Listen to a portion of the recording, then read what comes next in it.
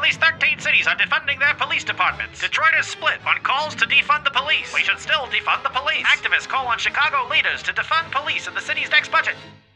If you would have suggested to me just a couple of years ago that we would ever read headlines like these in an American newspaper, why, I'd have called it a load of disreputable flibbertigibbet. And yet, here we are today, reading them. Well into the 21st century, in these United States of America, millions of people are marching in the streets and calling for the defunding and abolition of the police. The very men and women who protect our homes, our businesses, and our families from the iniquity of crime. It's fantastic, it's unbelievable, and yet, it's true. It's now been 3 months since the George Floyd protests first broke out, and this movement seems to be here to contend with for a long time. But how can anyone want to get rid of the police? What kind of world would it be without the thin blue line to stand between the public at large and those who would prey upon the innocent? It's a troublesome notion.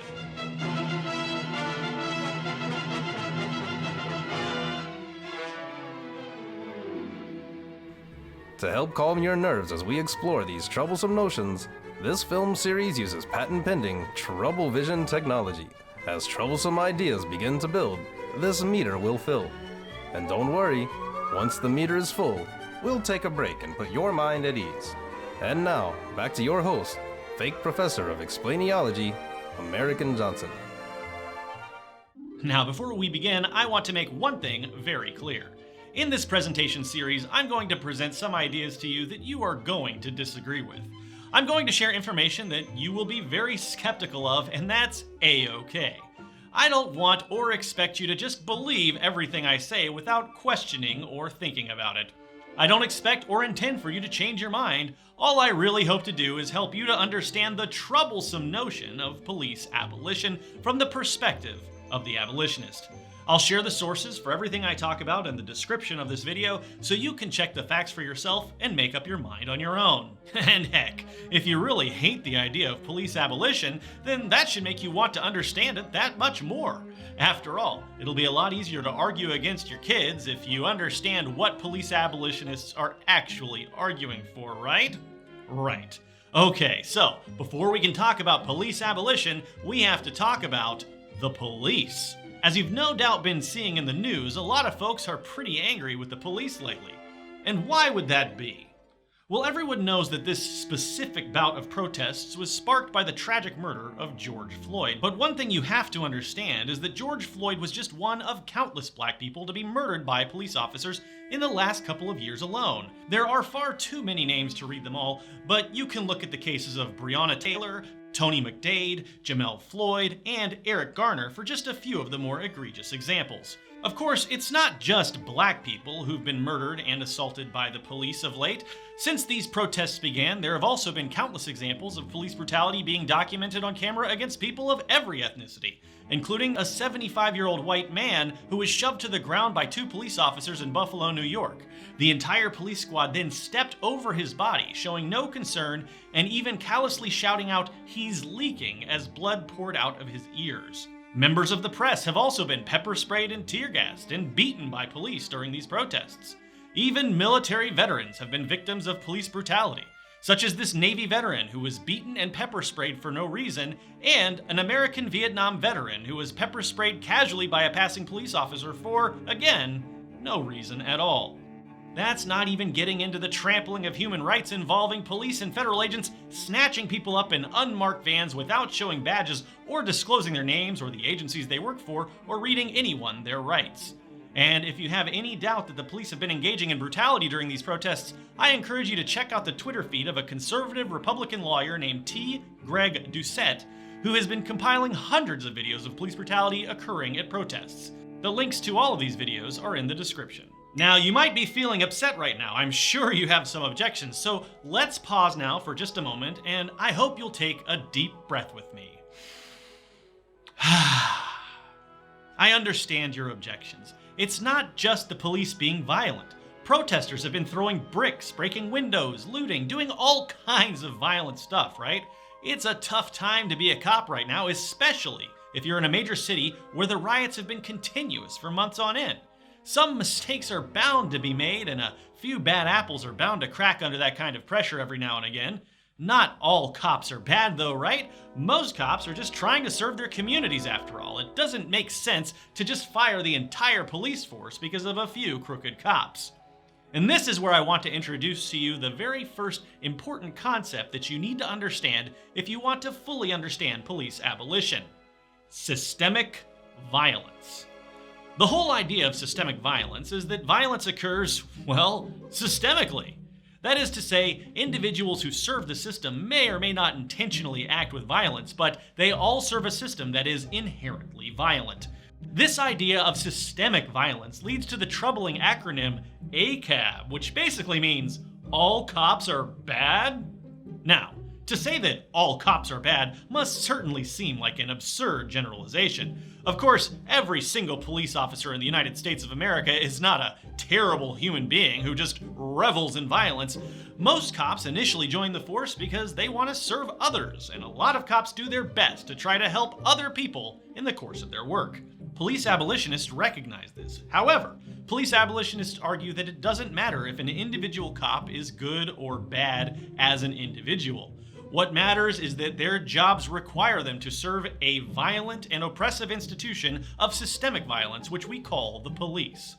This is an extreme example, but perhaps it will help you to understand. Not every single German soldier who worked at the Auschwitz concentration camp during the Holocaust was a violent camp guard.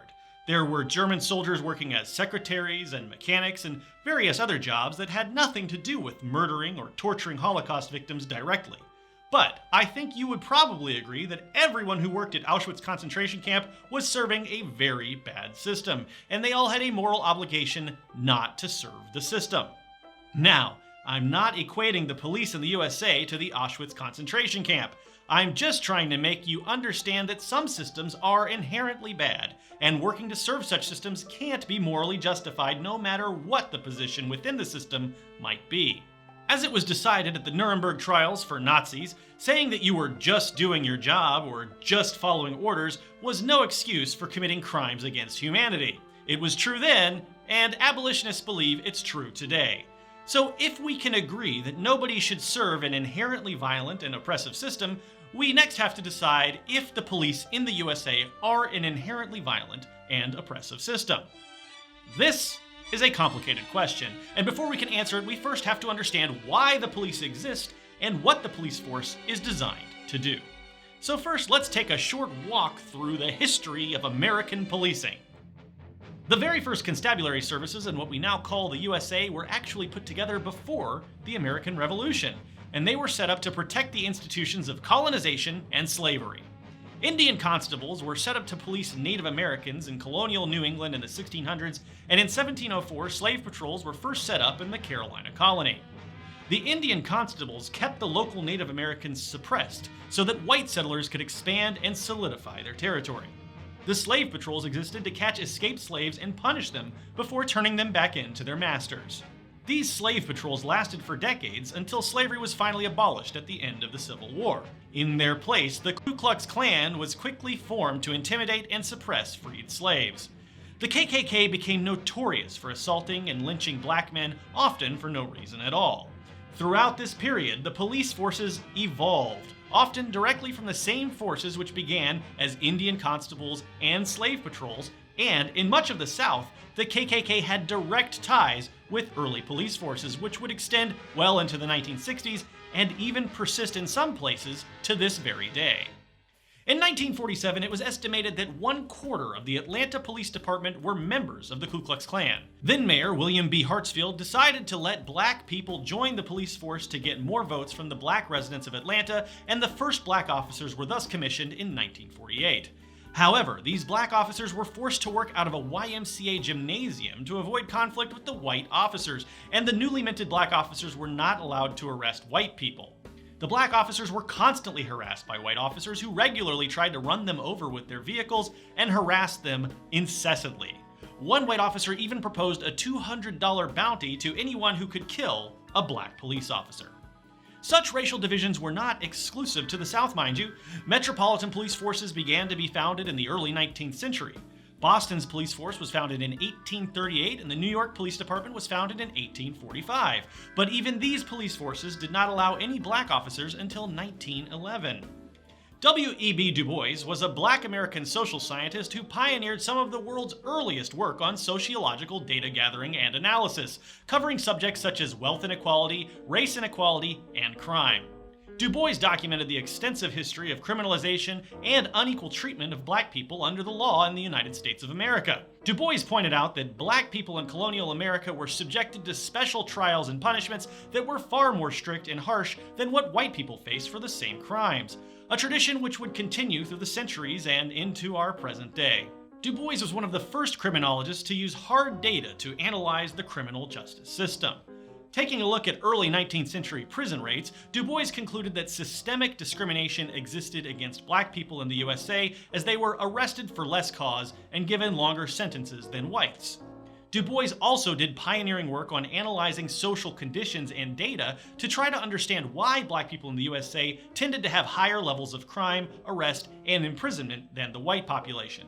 He pointed out that in Philadelphia, black people were given very little opportunity to earn decent wages, and black people were not permitted to attend most of the best schools. Only menial labor was available to most of the black community, and even then there was not much honest work available for the black community, and so criminal activities were some of the only avenues available for earning money and surviving for a large segment of this population in the United States at that time. In the 19th century, Du Bois was one of the first sociologists to use scientific data analysis like this to try to understand the social forces that lead to suffering and crime in our society, and we can see that from the very beginning, race has become a major factor in income, and income is linked strongly with crime in America.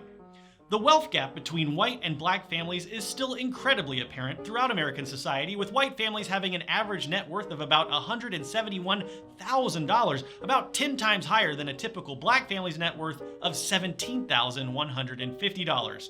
So it's pretty obvious that black people, having much less access to wealth and education than white people, have fewer economic opportunities, and this explains why black people are more likely to have to resort to crime just to survive. It's a survival strategy. After all, poor people of all races are more likely to be imprisoned, and income equality is intrinsically linked to crime in communities regardless of racial composition. So it's not that black people are more likely to commit crime, it's that black people are more likely to be poor, and poor people across the board are more likely to commit crime. But even this does not explain the discrepancy in police violence against black people, or the much higher conviction rates and much longer prison sentences black people get versus white people for committing the same crimes. Nor does it explain why black people are 2.5 times more likely to be murdered by the police than white people, and black people are 1.5 times more likely to be unarmed when murdered by the police than white people. And police use force in general against black people 7 times more often than they do against white people. Okay, let's slow down. I know I've been throwing a lot of statistics your way, and you might have some statistics of your own that you'd like to use in refutation.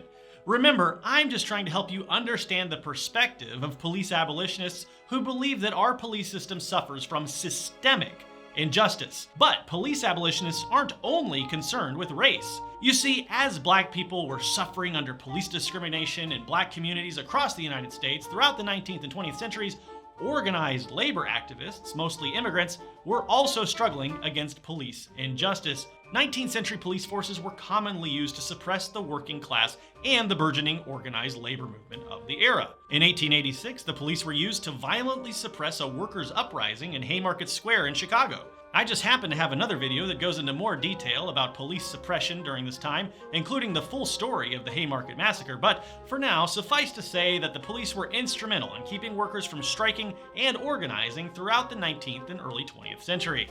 One of the first modern state police forces in the USA was the Pennsylvania State Police. This force was modeled after the American military control tactics established in the Philippines by the United States Philippine Constabulary.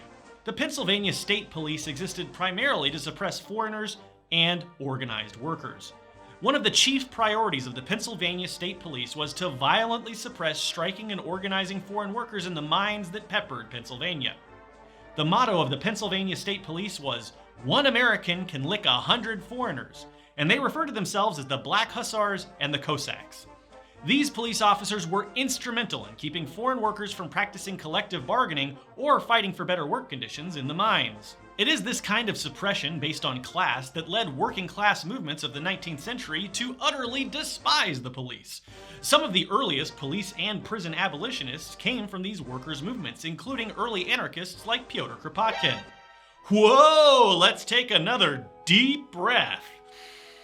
I know I just said anarchist, and that's a very troublesome word. Please, don't panic. In the near future, we will put out a whole series to explain anarchism in detail, but for the time being, if you really want to try to understand what anarchism means to anarchists, you can watch this video by Thought Slime about misperceptions about anarchists. Link in the description. For now, just try not to focus too much on the scary word. Focus on the ideas. Anyway, one of the most prominent police abolitionists of the 19th century was the anarchist Pyotr Kropotkin. Now, something you should understand about Kropotkin in the 19th century is that he wasn't seen as a scary guy at the time. He was more akin to a rock star. When he toured the United States, he was greeted by massive crowds of working class fans who saw him as a voice of reason during a period of grave injustice against the working class. Kropotkin believed that an overemphasis on law and order in modern society has led to authoritarianism and a brutal state monopoly on violence. As Kropotkin put it, we see lawmakers legislating without knowing what their laws are about. Today, voting a law on the sanitation of towns without the faintest notion of hygiene. Tomorrow, making regulations for the armament of troops without so much as understanding a gun. Making education without ever having given a single lesson of any sort, or even an honest education to their own children. Legislating in all directions, but never forgetting the penalties to be meted out. In other words, Kropotkin questioned the legitimacy of elected officials writing laws about matters they knew nothing about, and arbitrarily deciding what the punishments would be for failure to follow those illegitimate laws. Kropotkin continued, "Only compare the misdeeds accomplished in the name of each law with the good it has been able to effect, and weigh carefully both good and evil, and you will see if we are right." In other words, Kropotkin argued that the way laws are written and enforced in our current society does way more harm than good. Some of the first groups to officially call for the abolition of police in the USA were militant labor unions like the IWW and United Mine Workers, who sought to abolish the previously mentioned ultra-violent Pennsylvania State Police in the early 20th century. In 1916, the state police arrested all 262 people present at an IWW meeting and sentenced them all to 30 days in jail for labor organizing. Violence committed by the public police as well as private mining company-owned police forces led to a wider spread of the police abolition movement in the years to come. Throughout the early 20th century, there were countless incidents of organizing miners being severely beaten and murdered by the public and private police forces. State police would fire indiscriminately into the tent cities of the miners, killing and wounding women and children, and officers commonly raped women in these impoverished slums. In an incident which echoes the recent shoving of a 75-year-old demonstrator in Buffalo that I talked about at the beginning of the video, an early 20th century trade unionist and Pennsylvania State Congress representative named James H. Maurer proposed legislation to abolish the Pennsylvania State Police after witnessing a 70-year-old man being beaten by officers. Now, I could go on and on. The history of policing is full of stories like these, and I could point to countless examples of ways in which police initially emerged in order to oppress various communities with systemic violence. The fact is, the police have a long history of brutality and violence against working people of all races, and police forces in America were originally conceived specifically to suppress Native Americans, slaves, and their black descendants, and the working class. It should then come as no surprise that a system that was built from the ground up to catch slaves, suppress immigrants and indigenous people and ethnic minorities, crush labor movements, and suppress the working class continues to be violent and unaccountable today. Does knowing the history of policing in the United States affect the way you feel now when you look at some of the footage from the recent protests and see people of every race and gender being brutalized and attacked by police, even when unarmed and acting peacefully? Perhaps. Perhaps not, but at least now you might have a better understanding of the mind of the police abolitionist. Now you know that abolitionists see the police as a system that was created specifically to keep certain people from challenging the authority of the wealthy and powerful, and that's why they hope to dismantle the system and build something completely new in its place. But history alone won't help us to truly understand this troublesome notion of police abolition. We have to look at the modern state of affairs, of course. After all, a lot has changed in the last few decades, so I hope you'll subscribe and stay tuned for part 2 of this series, in which we'll take a look at the modern police as we seek to further understand the troublesome notion of police abolition. In the meantime, if these troublesome notions have you feeling stressed at all, you can always indulge in a small piece of dark chocolate. It always helps to soothe my nerves. Thanks for watching. That's some mighty fine chocolate. Relax and congratulate yourself, you've reached the end of Part 1.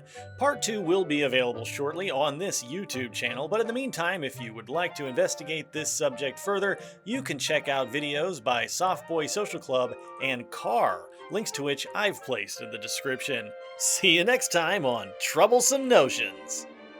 It's not easy to be a good police officer.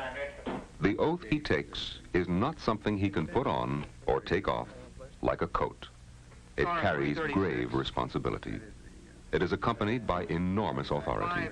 Authority that can be used to benefit and protect society, or misused to disgrace a noble profession and violate the constitutional rights of citizens. Once an officer has taken his oath, he has assumed a high office in the eyes of the public. His entire way of life must change. He has voluntarily given up much of his individuality to become a representative of a police organization. The requirements of his profession are highly demanding. He must know and follow the law, understand human nature, and develop efficient methods of patrol and investigation. A great and honorable duty. Will you be there at the northeast corner? There are many unexpected problems that a police officer has to solve at any minute, any second of the day. These were only a few examples, but actually, there are countless possibilities officers have to face. Juveniles, shoplifters, pickpockets,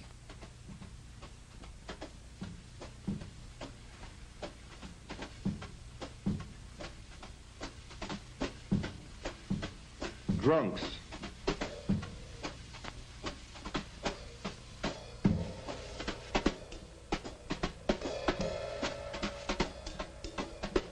speeders,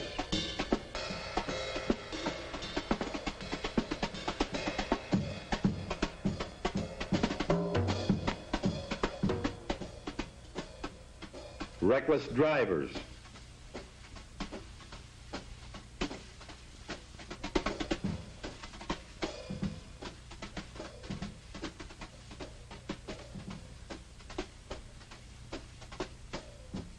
burglars,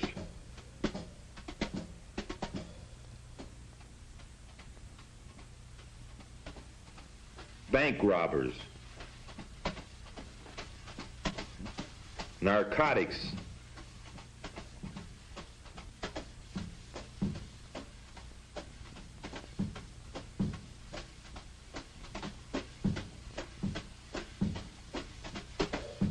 prostitutes,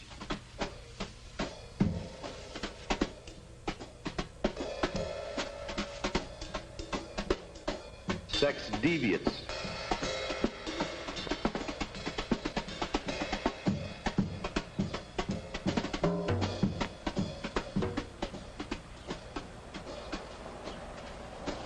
kidnappers,